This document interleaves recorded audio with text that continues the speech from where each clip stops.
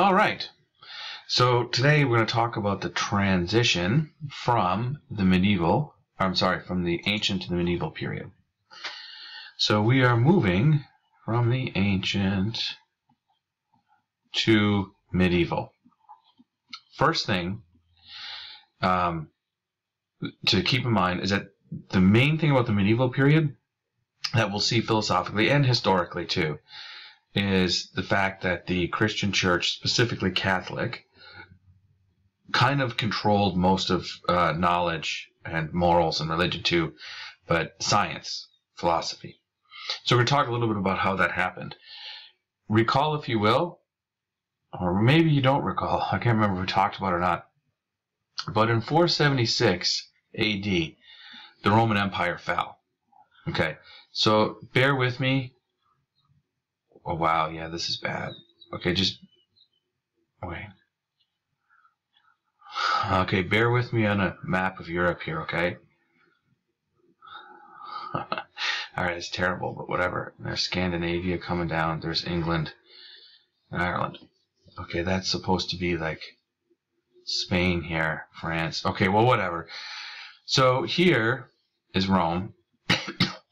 And the Roman Empire came to control all this stuff, as well as North Africa, but for us, we'll stay here. And when Rome occupied all these places, all these cities, London, Paris, Barcelona, Berlin, these were all basically Roman cities. Well, you know, not very large cities. But when Rome conquered these provinces and ruled them, it sent its legions, that is the army, right? It sent its governors, and then you'd also have a lot of citizens that would go out there, right? For a better life, and that whatever the case may be. So the deal is, at the height of the empire, all this whole area of Europe was essentially controlled by Rome, governed by Rome, and pacified by Roman armies. When Rome became Christian in the 4th century, it also sent bishops. And so all of these cities, you know, and it's interesting, if you've ever gone to Europe, you can see Roman ruins in most major European cities. And so all these little places would have a bishop in charge, a governor in charge, legions, and citizens. Well, over time, of course, what happens is that when the empire falls, when things are not going so well, the citizens leave, the legions leave because you can't pay them, and the governors are gone, but the church stays. And so what you have is a system where all these little cities and former Roman settlements are now connected by the nexus of the Catholic Church. And so the Catholic Church is like the only institution left standing after the fall of Rome. So that's historically why why the Catholic Church is so dominant in this area. Wait, I want different colors. Here we go. Okay. There's also a philosophical reason. Remember, if you will, the cave metaphor, right? I'm just going to do it really kind of cheesy. Here's the shadowy cave walls, right? Here's the puppeteers holding up the thing. You know, here's the image of TII. No, that's the TII. In other words, thing in itself. We're going to simplify its form. And then this is the image of thing in itself. Remember that whole shtick?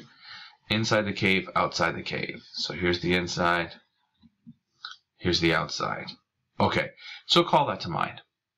And if you recall, the whole point of the cave metaphor was that, you know, through proper education and enlightenment, one ultimately improves their ability to see reality until ultimately we come to see things in themselves or forms. And then he called this, he said, and then ultimately we realize that he called it the sun in the cave metaphor, that the sun is responsible for all this stuff. And the sun in the physical world is likened to the good in the intelligible world. Okay, so call all that to mind. Now what I want to do in the next little thing here is, all I'm going to do is I'm going to rotate this whole diagram a little bit, okay? So if we were to rotate the diagram, then we would have this. And we're going to use words this time. So here's inside the cave. Here's outside the cave. And here were the shadowy images on the cave wall. And here were the objects that the puppeteers were holding up. Here's the image of TII. And here's, I'm just going to call it form this time. Okay. So notice, right, if we still follow out this diagram, we have the ascension of the soul towards form. And ultimately above form, if you recall, was the good. Right? Okay. So this is basically reality, a Platonic reality to the ancient world, which was quite accepted. The Romans found Plato towards the end of their empire as well. And so this ancient idea would be very apparent to most, at least, intellectuals. Okay. And here comes the church. But notice a couple things. First of all, notice we can take this concept and apply it to another way of thinking in a different language. Take, for instance, the tripartite soul. Remember that?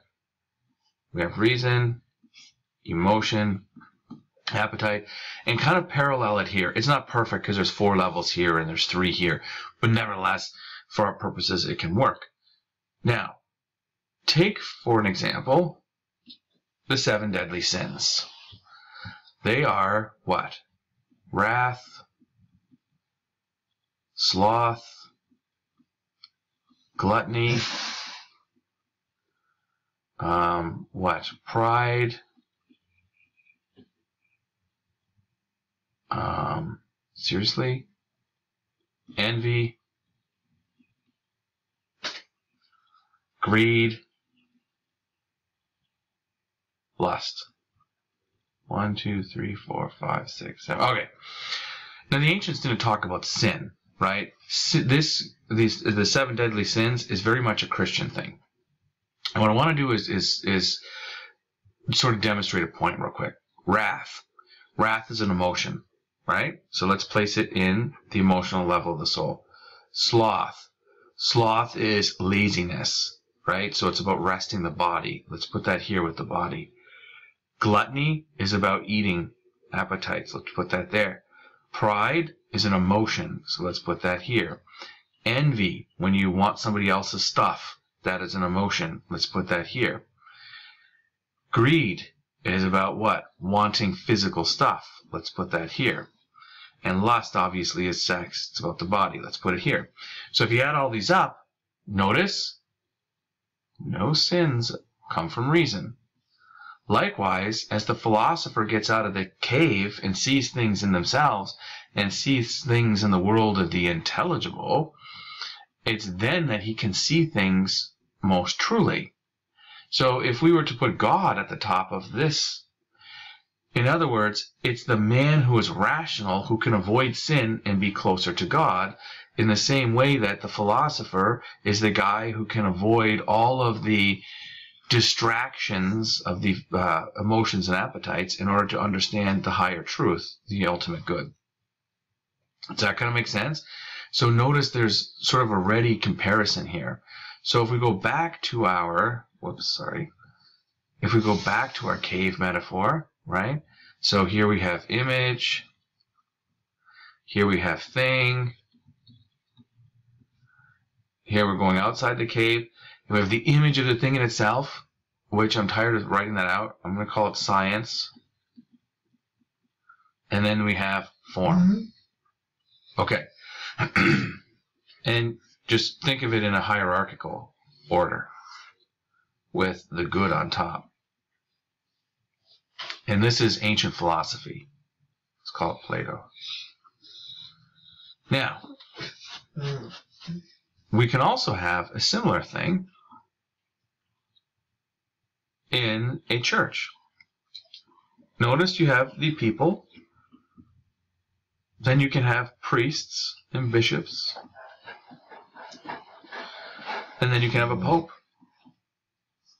Notice the similarity, right? And so what's the one thing that people are interested in? People are interested in their careers and their family, right? In other words, they're interested in the same kind of stuff of the tripartite soul: reason, emotion, appetite. This is what most people are interested in, right? Which also is about things. I mean, literally things, physical things, right? Jobs get us things and images and that sort of stuff. Okay, but notice here when we get to the top half, now we're in the world of the intelligible, right? So here in Plato we can call it intelligible. Here we can call it holy. It's kind of the same thing. Holy, the word holy literally means whole or sane or healthy, right? So again, tripartite soul, which one is completely human? Reason. And so therefore a intelligible person is one who is rational, right? But also a whole person is one who is rational because he can act wholly rational and not be distracted by emotions and appetites. In other words, not be distracted by sin. So there's a correlation here between the intellect and the holiness. Now, if God is at the top, notice the order is quite similar, right? And so you might say, well, not you might say, in each case, the idea is to get people to ascend to higher orders, right? So you go to church on Sunday and they don't tell you how to make more money. They don't tell you, how to beat out your neighbor. They tell you how to put all that stuff behind you and to come closer to the unseen and eternal, right? Same thing with philosophy. The idea is don't get caught up in the physical. Consider the fact that there is an invisible and spend your time there. Same message, right? So if here it's the philosopher that gets to the form, here the Pope becomes philosopher-like. Now, you probably all heard of the infallibility of the Pope and all that kind of stuff. So the idea is, well, why is the Pope infallible? Well, I'm not saying that this is the case, right? I'm just saying this is the prevailing understanding at the time. Because the Pope is the guy who is closest to God, okay? But also, if you use it in this language, he would be the guy who is the most philosophical. Things like not having a family and that sort of thing incline you away from this world and enshrine you more in the world of reason.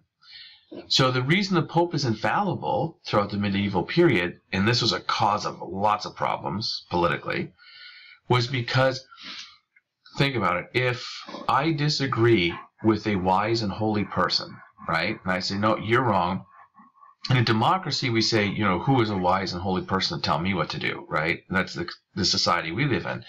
But in the medieval period, when people believed that some people were wiser than others because they spent their lives attaining wisdom, right? So someone, whether it's a priest or a professor, would be very respected. Then you would say, well, that guy knows more than me, so I should listen. I should be careful not to assert my ignorance.